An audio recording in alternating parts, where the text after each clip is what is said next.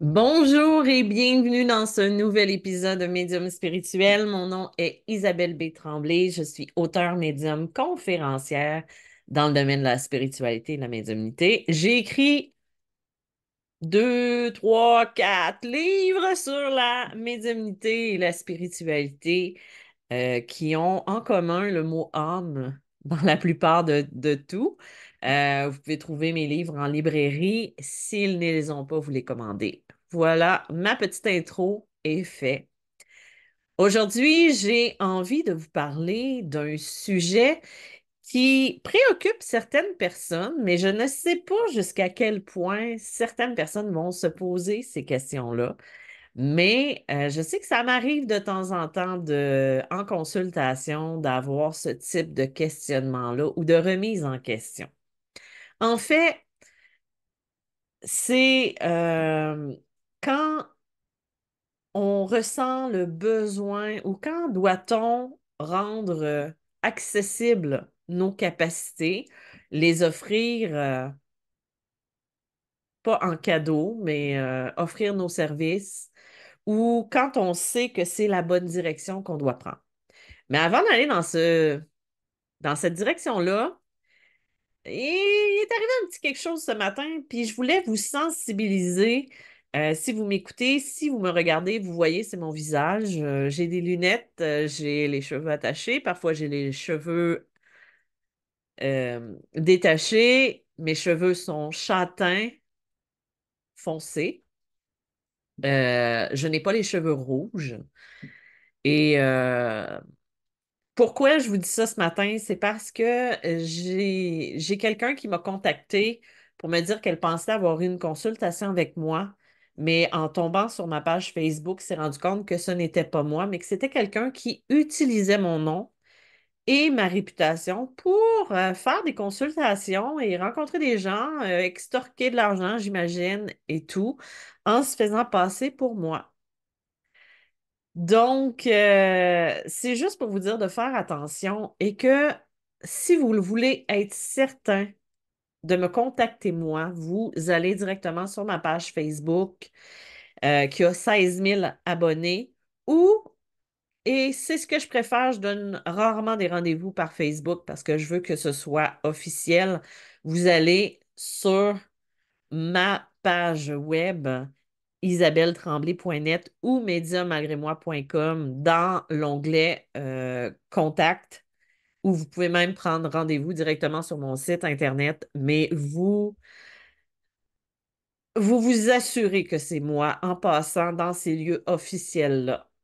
Parce que, tu sais, quand on usurpe l'identité, c'est correct. Ça arrive beaucoup. On prend le visage d'une autre personne. Il y en a beaucoup qui font ça. C'est pas éthique, c'est même malhonnête. Mais là, quand c'est rendu que la personne donne des rendez-vous et fait des consultations en usurpant mon identité, là, ça commence à être grave. Et là, je demande des informations. Si jamais vous avez eu ce type de rencontre-là où vous avez croisé cette personne-là, ben, je vous invite à m'écrire à info@commercialisabelletremblay.net pour me donner des informations parce que ça, je ne laisse pas passer ça du tout. Donc voilà, c'était ma petite annonce, ma petite période de sensibilisation. Donc, vous n'oubliez pas, pour me contacter, info@commercialisabelletremblay.net ou directement sur ma page web isabelletremblay.net ou mediumagrémoi.com. Ça arrive à la même place. Donc voilà, ceci étant dit, aujourd'hui, on va parler de ce sujet-là. C'est que quand est-ce qu'on se rend compte qu'on doit utiliser nos capacités pour aider les gens, offrir des services, en faire une carrière ou un métier ou une vocation? J'ai pas exactement de réponse qui va peut-être vous satisfaire. Par contre, je peux vous dire comment moi, ça s'est manifesté dans ma vie. Moi, j'ai commencé les consultations seulement en juin 2015. Je savais depuis 2010 que j'avais des capacités. Je les avais découvertes un peu avant, mais j'y croyais pas. Je les avais depuis toujours, mais C'est pas quelque chose qui nous tombe sur la tête quand on est rendu à 33 ans ou à 35 ans. C'est quelque chose qui est là à l'intérieur de nous en dormance, qui est là, qui se manifeste des fois dans des périodes d'éveil, dans des périodes plus difficiles.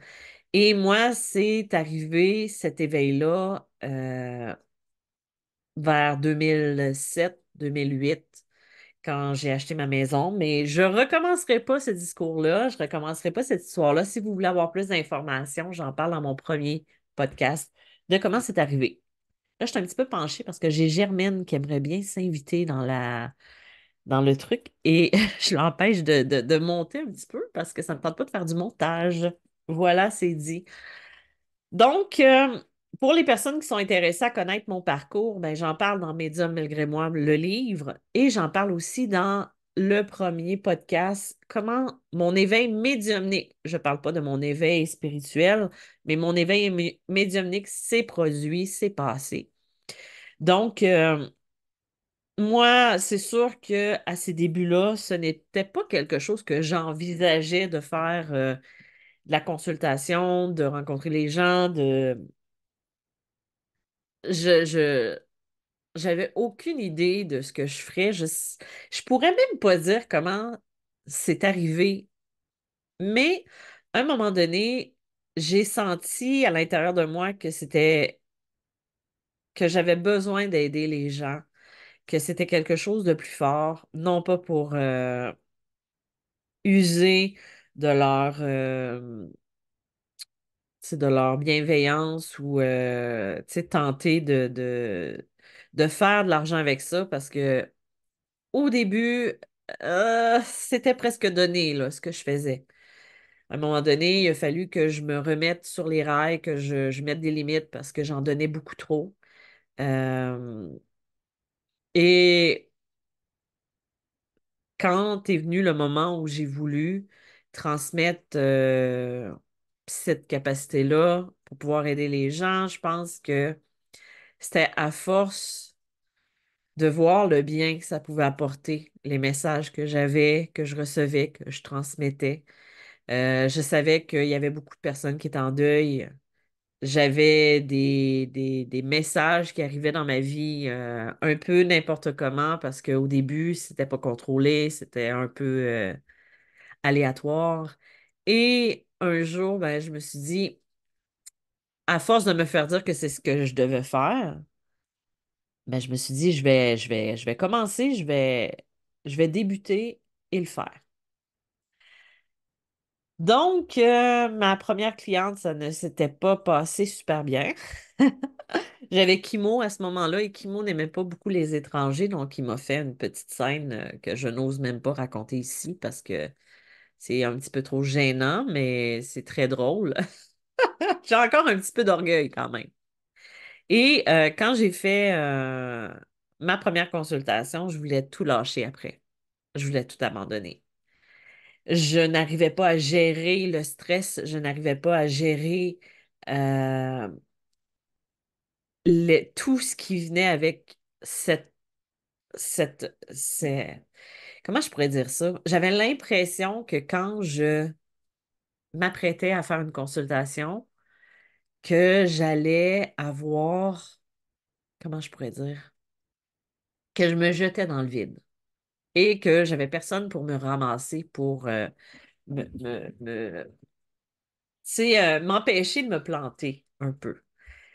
Et donc, je voulais pas faire la deuxième. Je voulais pas faire la deuxième consultation que j'avais le lendemain avec une autre personne que je connaissais pas. C'est la deuxième personne que je connaissais pas. Mais j'avais demandé le matin à mes guides. J'ai dit, est-ce que vous allez être avec moi parce que j'ai vraiment besoin de votre présence? Parce que je me rendais presque malade. Puis ça a été longtemps. Ça a été longtemps à me sentir presque malade avant chaque consultation. Un peu comme ce qu'on appelle le trac. Je pense que c'était beaucoup ça, la peur de ne pas être à la hauteur. Et oui, ça arrive des fois qu'on n'est pas à la hauteur des attentes de la personne qui est devant nous, mais on ne peut pas rien faire, on n'est pas dans ses attentes. Tout ce qu'on peut faire, c'est donner ce qu'on peut le plus possible. Donc, pour en revenir à ce que je disais, dans ma deuxième consultation, ça s'est passé extrêmement bien. Puis c'est ça, j'avais demandé à mes guides de m'envoyer un signe, de m'envoyer une information pour me dire qu'il était là. Et j'avais choisi cette fois-là de faire garder mon chien pour ne pas l'avoir à le gérer en plus de tout ce stress-là. Et quand je suis allée le porter chez sa petite gardienne, euh, quand j'ai ouvert la voiture, quand la musique a démarré, ben en fait, ce qui est arrivé, c'est que la chanson qui jouait, c'était ces mots-là qui sont directement venus dans mes oreilles. C'est Je suis là, à tes côtés, je reste là, très fort. En tout cas, j'ai peut-être pas les paroles exactes, mais c'était à peu près ce que ça voulait dire. Et c'est venu me donner un petit peu de confiance en moi, de confiance en ce que j'allais faire, en ce que j'allais donner. Et après ça, ben, il y en a eu plusieurs, il y en a eu des centaines, je pourrais dire des mille rencontres depuis ce temps-là et plus. Et oui, des fois, je me dis que ça aurait pu être mieux. Des fois, je me dis que, ben, je peux pas combler les attentes d'une personne. Moi, je peux juste donner le meilleur de moi-même et advienne que pourra. Donc, c'est à partir de là que c'était comme une certitude, c'est comme quelque chose qui me disait à l'intérieur de moi que c'est ce que je devais faire, c'est ce que je devais donner, euh, que je devais accomplir. Et aussi l'écriture. Tu sais, pour savoir quand vous avez des choses comme ça que vous ne devez pas passer par-dessus, mais que vous devez les faire, c'est que ça revient toujours dans votre vie. Quelque chose qui est tellement fort que vous ne pouvez pas vous empêcher de le faire parce que c'est plus fort que vous. L'écriture, je le sais depuis que je suis toute petite. Dès que j'ai eu 8 ans, j'ai commencé à faire des bandes dessinées, des histoires que je racontais. Après ça, ça a été des histoires dans des cahiers. Euh, Ça a été mes journaux intimes et tout ça. Et plus tard, je me suis rendu compte que j'aimais beaucoup montrer aux gens, enseigner aux gens. Mais je n'avais pas encore trouvé ce que je voulais faire exactement. Mais quand j'ai écrit mon livre Médium malgré moi, c'était quelque chose qui a été puissant. C'est un peu comme je vous disais, quand vous avez une capacité, quand vous avez quelque chose qui est plus fort que vous êtes tenté d'aller toujours, de revenir toujours à cette direction-là. Ben, c'est la même chose quand vous avez une capacité ou un don. C'est que ça revient toujours dans votre vie de différentes façons. C'est sûr que des fois, c'est pas le bon moment. Des fois, on prend pas le temps d'assimiler cette information-là ou cette capacité-là. Moi, je sais que, comme je vous disais pour l'écriture, quand j'ai écrit Média malgré moi, je l'avais commencé en 2015 parce que on n'arrêtait pas de me dire en guidance à travers les autres qu'il fallait que j'écrive. Et je me disais, mais qu'est-ce que j'ai à écrire? Qu'est-ce qui pourrait intéresser les gens? Parce que c'était comme ça avec Média malgré moi, ce livre-là. Je me disais, qui ça va intéresser? Et ça a eu une portée encore plus forte que je pensais parce que j'étais pas toute seule à vivre ce que j'ai vécu et vous êtes encore beaucoup à le vivre et ça continue de revenir. Et je me rappelle que j'avais dit à ce moment-là, moi, un jour, je vais donner du coaching, de l'accompagnement pour aider les personnes là où j'ai pas eu cette aide-là. Parce que non, j'ai pas eu d'aide, j'ai pas eu personne qui m'a poussé, qui m'a aidé, qui a répondu à mes questions. Il a fallu que je me démerde toute seule. Et, mais sauf que je sais que c'était ce que j'avais à faire parce que c'était plus fort que moi. Mais là où ça devient un petit peu problématique, c'est parce qu'on se dit, ouais, mais c'est plus fort que toi, il faut que tu le fasses, mais il faut que tu vives aussi ta vie. Et moi, ben, les gens qui ont lu le livre Messagère de l'âme, je vous parle un petit peu de mon parcours, donc je vous en parlerai pas là maintenant pour pas divulgacher le livre si vous l'avez pas lu. Mais oui, après ça, il faut se définir, il faut choisir au niveau professionnel si on continue dans la voie dans laquelle on était. Moi, j'étais en infographie et c'était l'apocalypse, ça marchait pas. Partout où je passais, il y avait toujours quelque chose qui faisait que on me disait que j'étais pas à la bonne place ou il y avait un changement majeur. J'arrivais pour les changements, un peu comme le passeur d'âme doit faire ou arrive. Et c'est à ce moment-là, ben, bien sûr que euh, à la fin de mon dernier emploi de salarié, que j'ai décidé de me lancer avec de l'accompagnement, j'ai eu d'autres, plein de choses que je raconterai pas tout ici, là. Mais j'essayais de me trouver des emplois. Dans d'autres domaines, ça ne fonctionnait pas. Et pourtant, il y avait de la recherche d'employés, tout ça, mais ça ne marchait pas. C'est comme si toutes les autres voies que j'essayais ne fonctionnaient pas parce qu'on me plaçait là où je devais être. Mais attendez pas que la vie le fasse à votre place. Des fois, ça peut prendre du temps, des fois, c'est lent, c'est long, mais ça finit toujours par se replacer. Ça finit toujours par aller là où on a besoin d'aller. Donc, comment savoir si c'est votre voie? Ben, demandez-vous, qu'est-ce qui vous ramène toujours à la même place? Tu sais, vous essayez plein de choses, mais ça vous ramène soit au dessin, soit à l'écriture, soit au sport. Est-ce que je peux développer cette capacité-là avec autre chose? Est-ce que je peux... Tu sais, il y a plein de choses comme ça. Comment vous vous sentez quand vous le faites, vous? Tu sais, c'est ça aussi qui est important. Oui, euh, vous pourriez faire des consultations, mais vous ne vous sentez pas bien à le faire. Mais ça sert à quoi de les faire si vous ne vous sentez pas bien? Donc, c'est pour ça que c'est important de faire cette remise en question-là, de se poser des questions. Désolée, Germaine essaie de monter encore une fois. Et c'est ça, c'est d'essayer de faire des choses qui vont nous rendre un petit peu plus, comment je pourrais dire, alignés sur ce qu'on veut, sur ce qu'on désire, sur ce qu'on est aussi. Donc, c'est de voir vraiment qu'est-ce qui vous rend le plus heureux, qu'est-ce qui vous fait le plus de bien.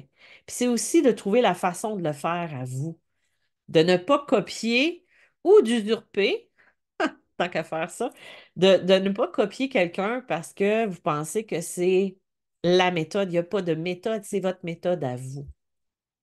Là, je vous parle de la médiumnité, mais ça s'applique dans toutes les sphères de sa vie. Que ce soit en spiritualité, que ce soit au travail professionnel, que ce soit dans la vie de famille, si vous n'êtes pas vous, vous ne pourrez jamais trouver votre place. Et c'est ça qui est important de faire. Donc voilà, ça conclut un petit peu le sujet d'aujourd'hui. J'espère que ça va vous avoir intéressé. Si c'est le cas, vous pouvez appuyer sur le bouton j'aime. Vous pouvez vous abonner aussi à ma chaîne. Je vous souhaite une excellente journée. Si vous désirez un rendez-vous avec la vraie Isabelle, c'est-à-dire moi, vous pouvez le faire directement en m'envoyant un courriel à info@commercialisabelletremblay.net ou en allant sur mon site internet www.mediamalgrémoi.com. Je vous dis merci et à bientôt. Bye bye!